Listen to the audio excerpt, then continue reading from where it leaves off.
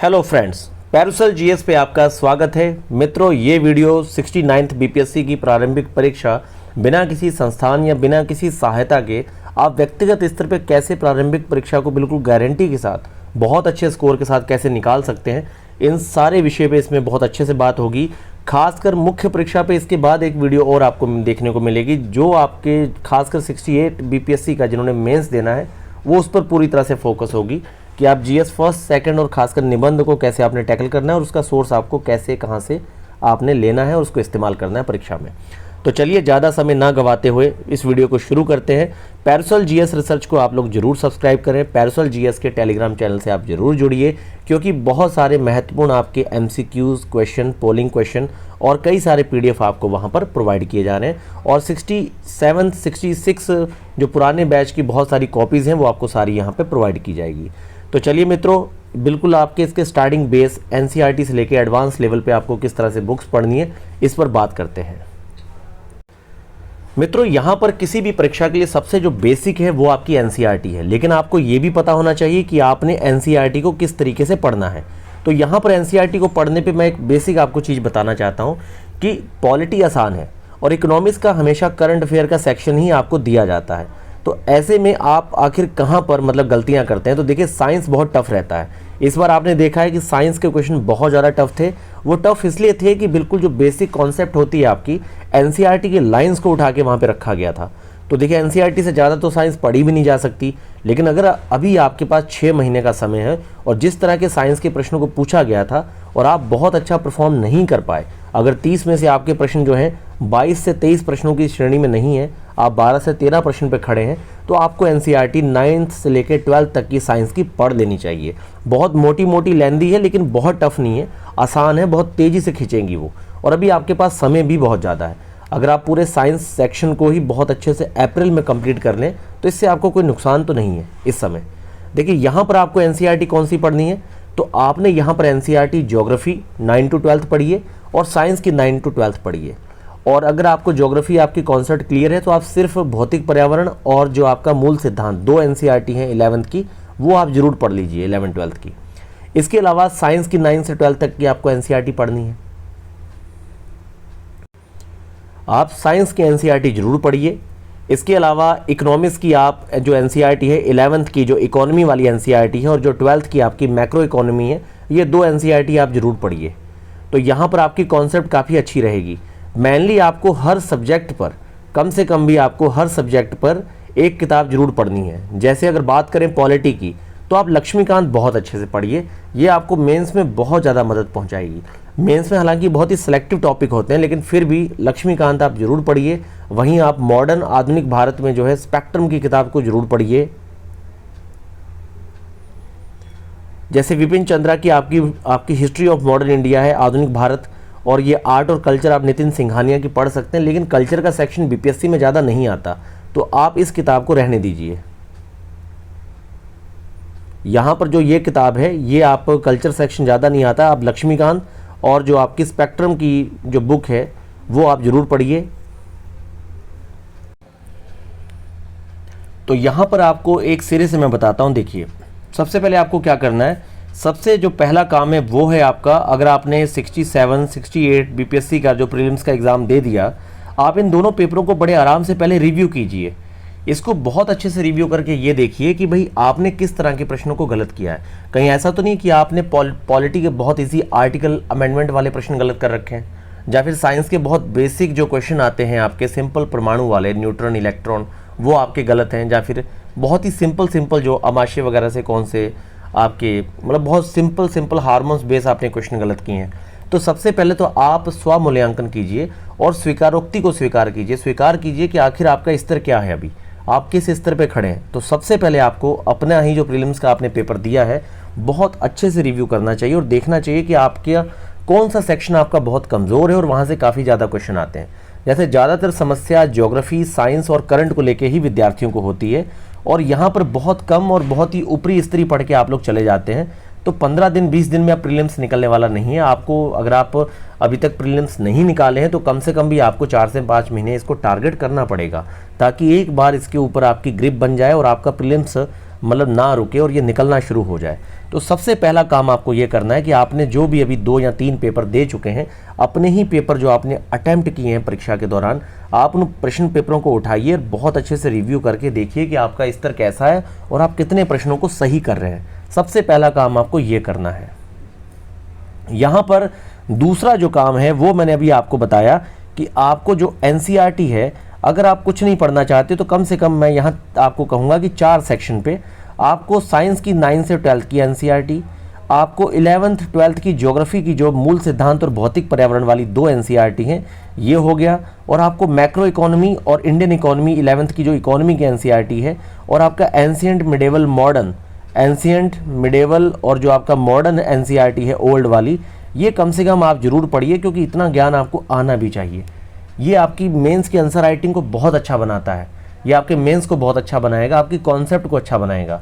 Exam निकालना ही नहीं, आपको थोड़ा ज्ञान भी होना चाहिए ताकि आप चीज़ों को बहुत अच्छे से कर पाएँ, और इसका फ़र्क भविष्य में आपकी मुख्य परीक्षा और साक्षात्कार आपके इंटरव्यू पे भी इसका बहुत अधिक प्रभाव पड़ता है।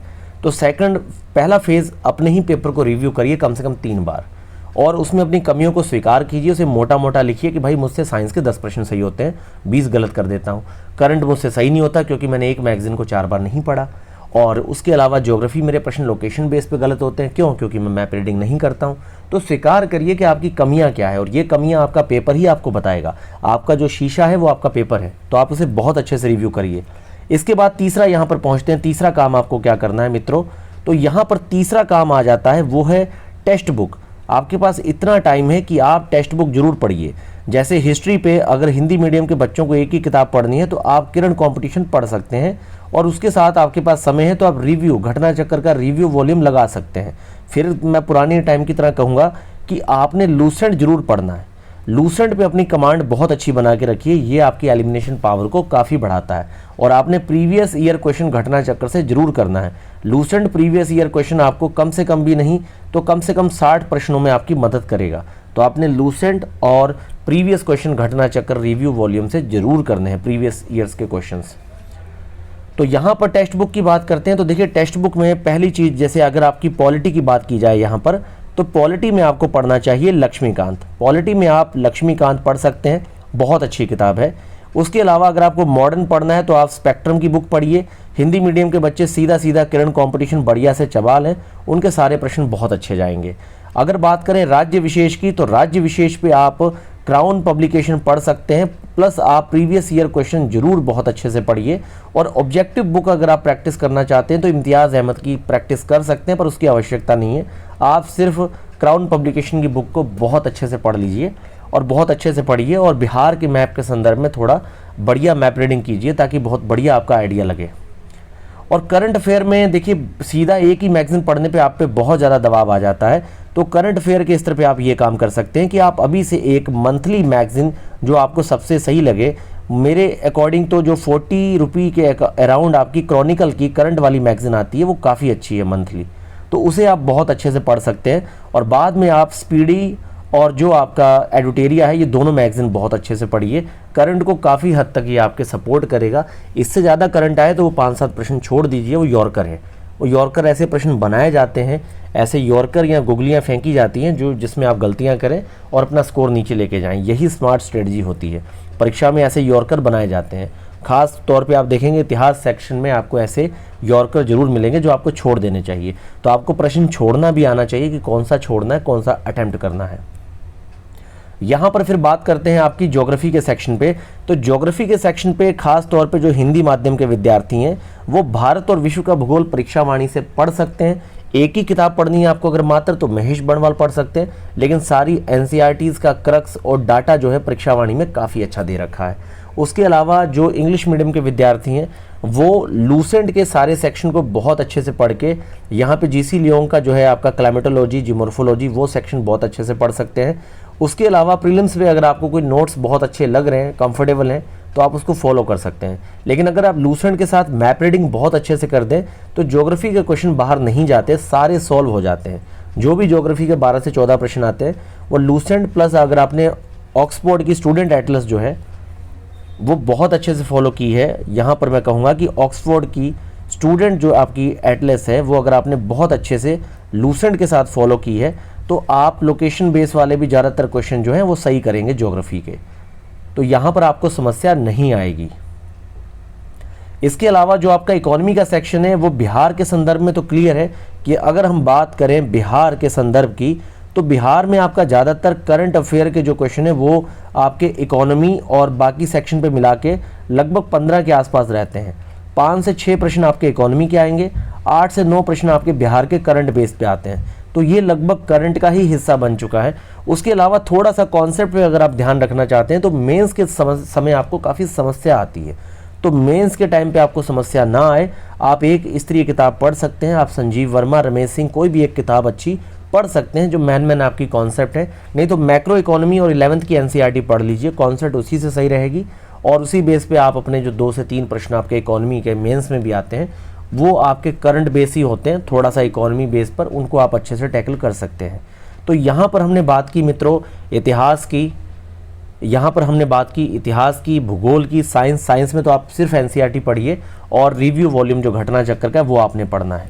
एक चीज़ और है, अगर आप क्वेश्चन लेवल पे प्रैक्टिस करना चाहते हैं तो देखिए क्वेश्चन लेवल पे क्या है कि क्वेश्चन में यहाँ पर आपको लूसेंट का ऑब्जेक्टिव मिल जाएगा।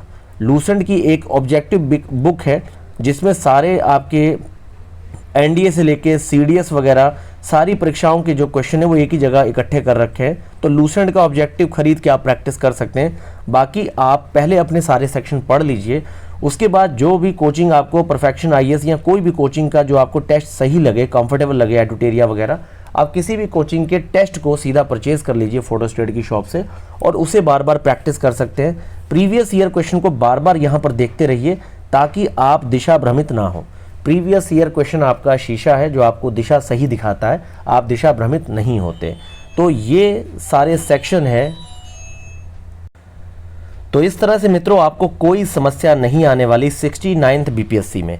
मैं आपसे फिर कहता हूं कि आप फिर जाकर क्या करिए कि आपको यहां पर एक काम करना है कि आप अपना प्रीवियस ईयर जो क्वेश्चन पेपर है 68th बीपीएससी का, अगर आपने 67 भी अपीयर हुए हैं, इन दोनों पेपरों को कम से कम आप 4 to 5 टाइम लगाइए और आप A4 साइज़ के पेज ले लीजिए, उस पर लिखिए कि आखिर आपने कौन से सेक्शन में कैसी गलतियां की हैं। गलतियां आपके स्तर को बताती हैं, आपको पता होना चाहिए आपका पॉलिटी कैसा है, आपका हिस्ट्री कैसा है, साइंस में आपको कॉन्सेप्ट में लेवल है कि डाटा फैक्ट्स एंट्री वगैरह पे लेवल है। तो आपको ये देखने के लिए अपने प्रीवियस ईयर क्वेश्चन 68, 67 को रिव्यू करना बहुत ज़्यादा ज़रूरी है, बहुत ज़्यादा ज़रूरी है। अपने ही पेपर को कम से कम 5 बार देखना कि आपने गलतियां क्या करते हो, आपका स्तर क्या है, जो चीज़ कमी है फिर उस पर आप काम करना शुरू कर दीजिए।